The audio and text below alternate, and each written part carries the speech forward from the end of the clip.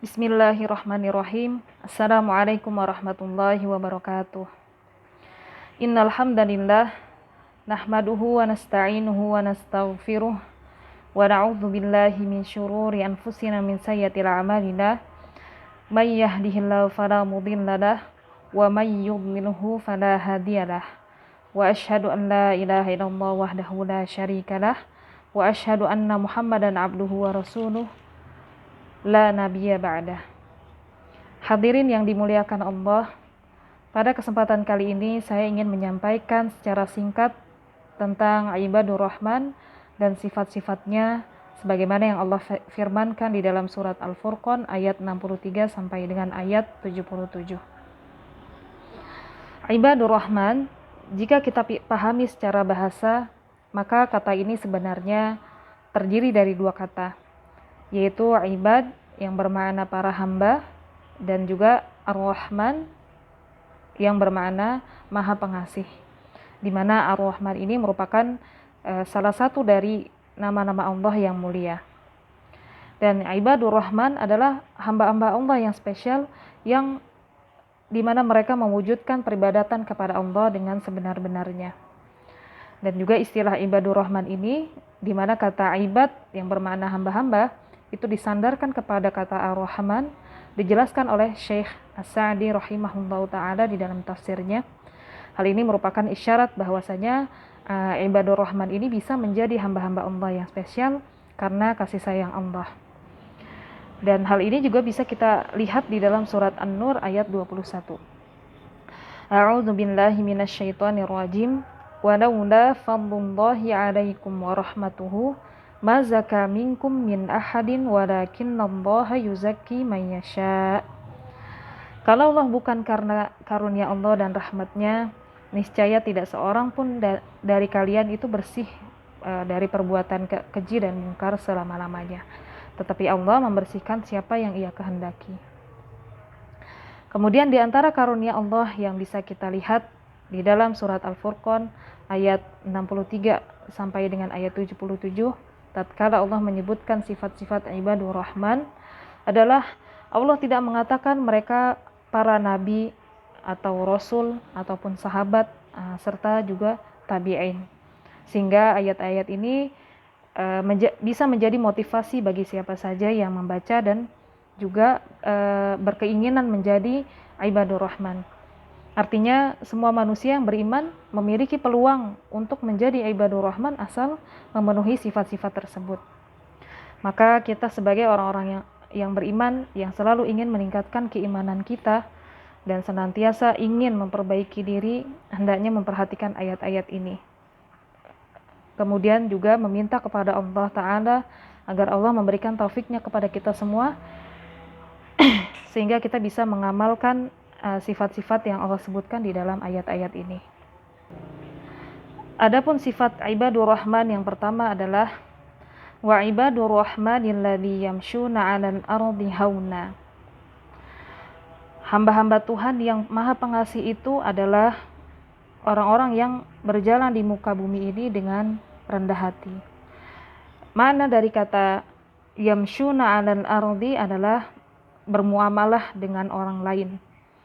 Dan makna dari kata haunan adalah tawadhu. Sehingga bisa kita dapati sifat pertama dari sifat-sifat ibadur Rahman ini adalah mereka senantiasa merendahkan hati mereka. Maksudnya tidak sombong ketika bermuamalah kepada orang lain. Kemudian juga bisa kita lihat ayat yang masih di ayat yang sama, yaitu sifat ibadur Rahman yang kedua adalah wa idza khotabahumul jahiluna qalu salama.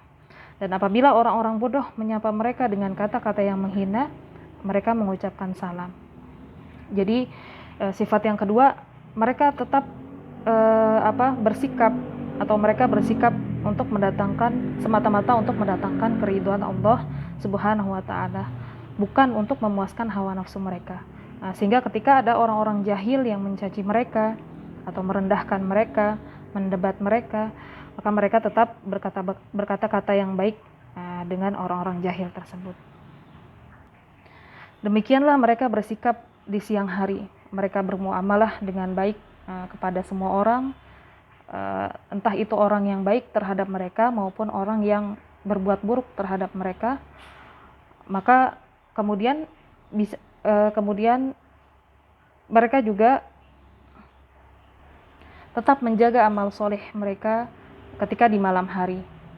Sebagaimana Allah sebutkan di ayat berikutnya, walladzina yabituna lirabbihim sujadan wa qiyama, dan orang-orang yang menghabiskan waktu malam untuk beribadah kepada Tuhan mereka dengan bersujud dan berdiri. Mereka habiskan malam hari dengan beribadah kepada Rabb-nya. Artinya mereka tetap memperhatikan sholat malam, walaupun di siang hari mereka sudah berakhlak mulia terhadap sesama, terhadap orang lain.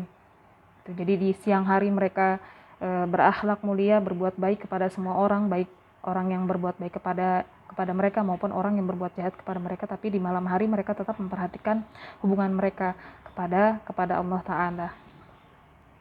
Kemudian sifat yang keempat, mereka takut akan siksa Allah.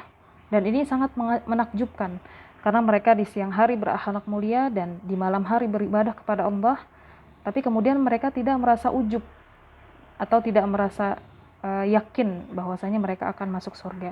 Tapi justru mereka malah merasa semakin takut kepada Allah Ta'ala. Sehingga mereka berdoa, Rabbana srif anna adzab jahannam.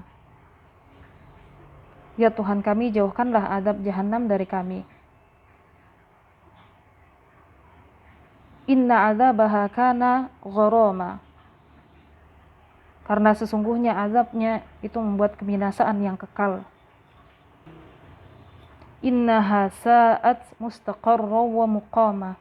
Sungguh jahanam itu seburuk-buruk tempat menetap dan tempat kediaman.